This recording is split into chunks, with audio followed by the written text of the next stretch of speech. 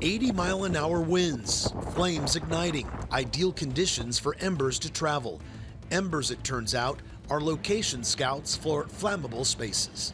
If you haven't been in a firestorm, you really don't understand. Robert Villa has been a SoCal firefighter for 24 years, helping save homes and lives in hundreds of wildfires. Reflecting on the thousands of homes lost in the recent Eaton Canyon Palisades fires. Do you think that any of this damage could have been prevented? Could we have saved everything? No. But could you do stuff to help increase the resiliency? Absolutely. When not on the fire line, Villa and his company, Trinity Wildfire Services, consult with homeowners who want to reduce vulnerability. Bins in the trash can are too close to the Many house. of the hazards are easy to mitigate. I would switch it over to this side, give yourself some distance. Let's say there's a fire in your area and you expect an evacuation warning within hours. 1 hour or more, you got a little bit of time. Start moving stuff away from the house. Anything flammable touching your house has a potential to ignite it.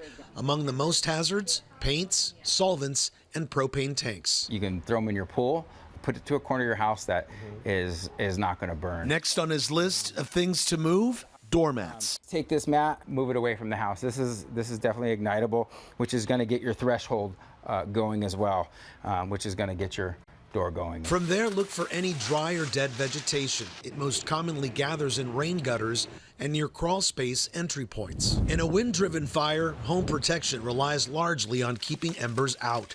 Embers, flying particles of burning debris, can be as small as a snowflake, and they can enter your home through any opening bigger than they are.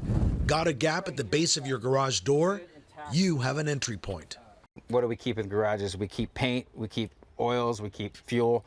That's all going to ignite. We have an opening here. A more common entry point, your home's roof vents. That's about 90% of where the embers penetrate the house. This gable vent is one of several that can draw embers into your attic. Once an ember flies in, even though we've got fire-resistant fiberglass, we have wood chippings. This is like a tinderbox that's easily ignitable. Foundation vents at the base of homes have the same problem.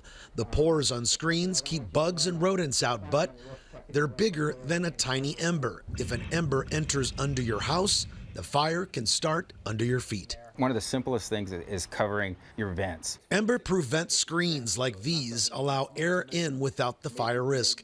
They're custom made. An installation can cost hundreds to a couple $1,000s for an entire house.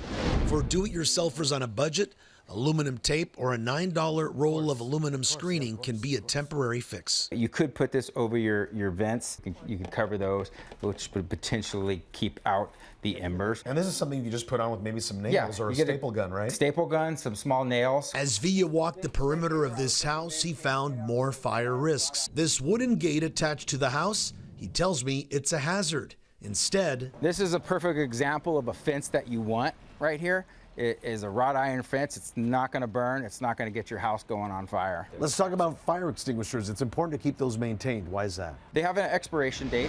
They can lose pressure. One thing is check the gauge. And every few months, you want to invert it to keep the baking soda inside from sticking to the bottom. You want to bang it and just invert and bang it a couple times just like that. A fire blanket can be used to smolder a kitchen fire and to seal small cracks that allow outside air in. This is a fire blocking foam. If you have a pool, it could help save your home and others. To let firefighters know it's there for them, do it ahead of time. Get a large piece of plywood and put pool in the backyard for firefighter use. Put it in fluorescent.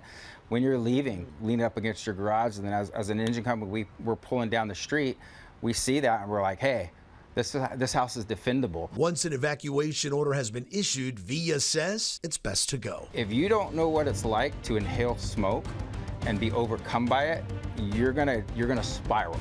And that's when you make poor decisions. And then on top of that, this daytime becomes nighttime like that, and you can't see. So my advice is to follow the advice of the local authorities. If they say evacuate, evacuate.